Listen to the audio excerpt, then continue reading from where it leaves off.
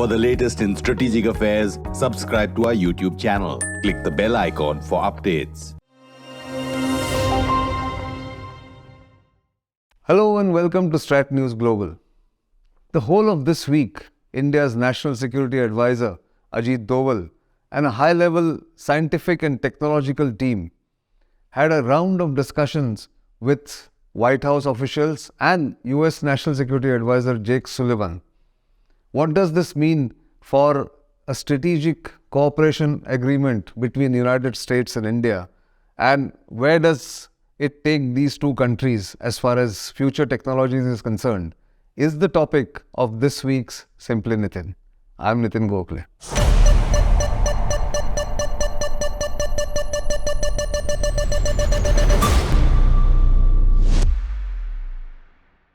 So the whole of this week, India's National Security Advisor Ajit Doval and a high-level team is in Washington meeting their counterparts and even scientific community as well as the academia in the United States.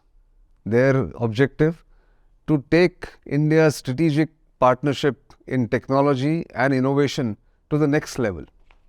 Significantly accompanying the National Security Advisor are India's principal scientific advisor, the scientific advisor to the Raksha Mantri, Dr. Satish Reddy, ISRO Chairman, Dr. Somnath, and a host of others who are involved in various technological missions like the semiconductor mission, the cyber security, space.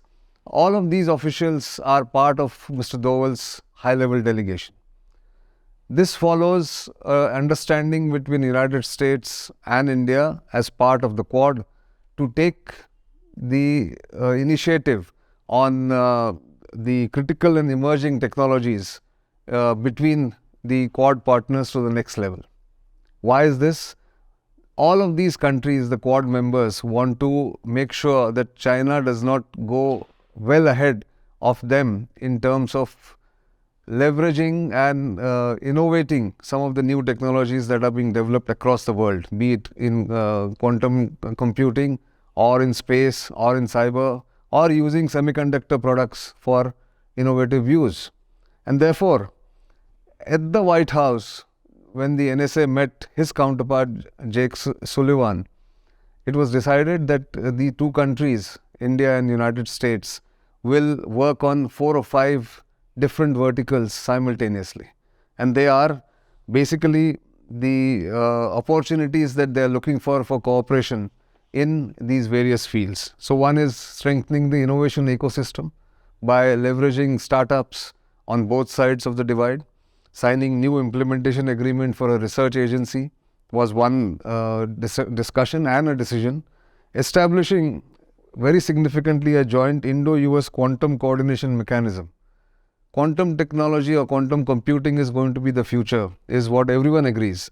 But to take it to a different level, to implement it, is going to be a challenge. And that's where the high-level political initiative taken some months ago in the Quad meeting is now being followed up at the implementation level, or the working level mechanism is being evolved. And then finally it will go down to the scientific community, the technologists and people who are involved on a day-to-day basis to get these programs implemented. There is also the effort to look at how AI, artificial intelligence, develops as far as these two countries are concerned, and how multi-stakeholder consultation has to take place before artificial intelligence is used intelligently as well as ethically. There are going to be issues. Many of you have heard of the ChatGPT program now being initiated by the OpenAI, one firm, which now has become the rage across academia, across many of the journalistic circles, also in research think tanks, where the ChatGPT bot, a chatbot really, is apparently answering questions or writing articles like any journal and journalist would do, or an academician would do. And I've tried that for a couple of things there. So there are ethical issues. Does it plagiarize from some known sources? because Chat GPT does not give the source from where this information is coming or these facts are coming in their write-up. So all those issues will come into the AI vertical that the two countries have talked about. High performance computing is something that the US Congress has been seized with, and it wants to, the US wants to now lower the barriers for entry of Indian companies or Indian scientists into the technology, because the source codes are the most important elements of any such collaboration. Then there is, of course, the defense innovation and technology cooperation.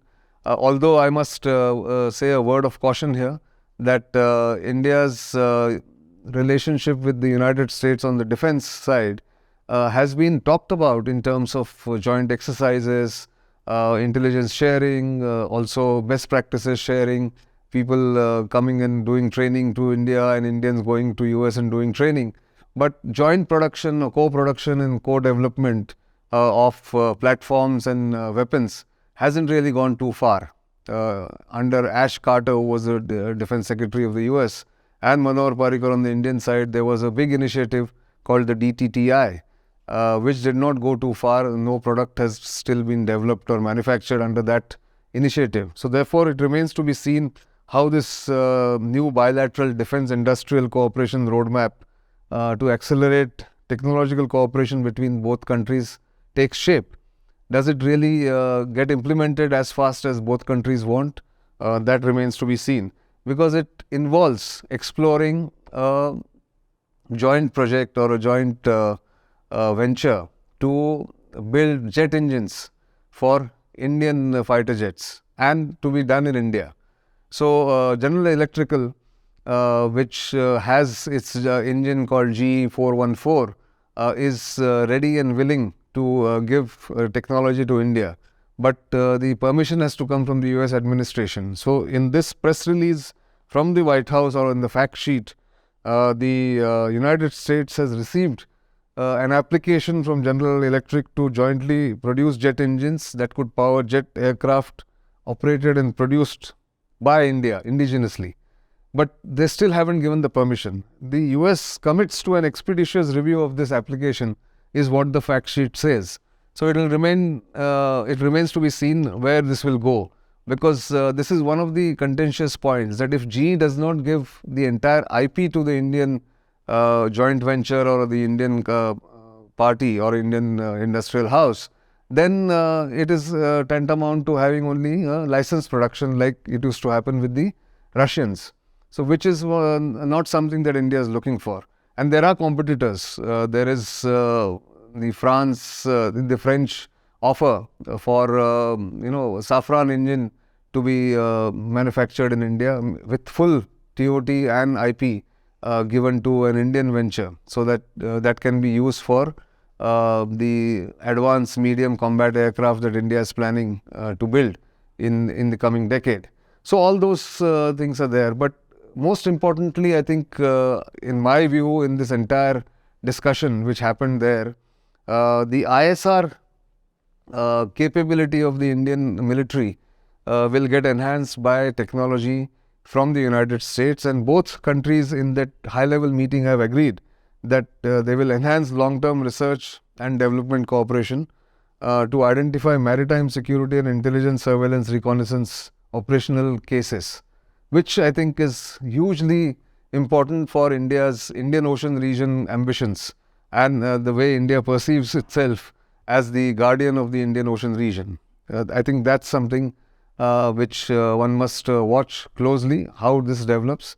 And then finally, if you look at one of the things that the Americans are trying to do is to limit semiconductor supply to China. And therefore, it has banned, or it has passed that legislation that some of the technology cannot go to China. It is trying to diversify semiconductor products from from the other countries, and trying to give the friendly countries or allies much more leg up in that ecosystem. And therefore, a joint task force has been set up, or will be set up, by the US Semiconductor Industry Association in partnership with India Electronic Semiconductor Association, where Government of India Semiconductor Mission would develop a readiness assessment. So see, first of all, even before manufacturing can start, India needs to know what is the capability it has, what are the gaps that exist, and where does the government need to step in. All this assessment will have to be done, and I think it's a great initiative to do this capability assessment or readiness assessment by both countries. Since there is much expertise in the US, it will be helpful. And of course, Taiwan can discreetly then help in terms of setting up manufacturing units for semiconductor. So that was the important highlight of the meeting which happened. And the next meeting is likely to happen later this year in New Delhi as a return visit by the US side. And of course, the space cooperation, which is a long standing cooperation between the India and the United States, between the Indian Space Research Organization and the United States, NASA on one hand, they will again enhance that cooperation in terms of partnerships and US-India Civil Space Joint Working Group, which will look at planetary defense, because space is becoming the new frontier. Space is going to be the new frontier for many years to come, and all countries need to gear up for the challenges that will come through space. First, the civil space, and then the use of space for military purposes will become something that India will have to look at. And in that respect, United States will be a very helpful partner. Although India also has a very good relationship in space sector with the Russians. And that has to be kept in mind as India goes forward, trying to look at best practices from around the world. And I think NSA Ajit Doval's visit, almost a week-long visit to United States, is not confined only to this meeting in the White House, but also to meet academia, industry, think tanks. And that's something that he's doing he did on a daily basis after arriving in the United States on Monday. We are speaking on Saturday, but that's something that he did all through the week, meeting different people, senators, congressmen, academia, think tank researchers, so that he gets an assessment of what the Americans think, not just the American state, but also the American people, the academicians, the thinkers about India's place in today's global affairs is something that he would assess. Because following this, remember, the NSA is scheduled to go to Russia for an important meeting on Central Asia, which is the initiative of the Russians and the Indians in terms of security and intelligence sharing. So this is going to be the NSA's meeting in Russia in the next week following his visit to US. So therefore, it's not just about talking to the National Security Advisor of the United States, but also getting a feel of what the United States and the society as a whole there, and the civil society as well as others, decision makers, important influencers, think about India and India's role in today's world of disorder, if I may say so. So that's something that I wanted to highlight. There are many more things that will come out after that those meetings are over. But for the moment, remember, India is now in a sweet spot as far as global affairs is concerned. Everyone wants to come and cooperate with India, and everyone wants to come and talk to India. And therefore, this is a time when India has to improve and increase its engagement with the world, starting with the United States, going down to Japan, Russia, the neighborhood, Middle East, Europe. Everyone wants to look at India's story and participate in the India growth story. So therefore, this visit was important, and that's why I thought on this week, Simply Nitin, I will talk about this particular aspect of the NSA's visit to United States. That's all I have this week, but do keep sending your feedback. Your comments are always welcome, as you know. You know where to reach us. We also welcome any suggestion for any new topic that you would want me to take up and discuss, or throw some light on. But for the moment, that's all I have, and it's goodbye and thank you.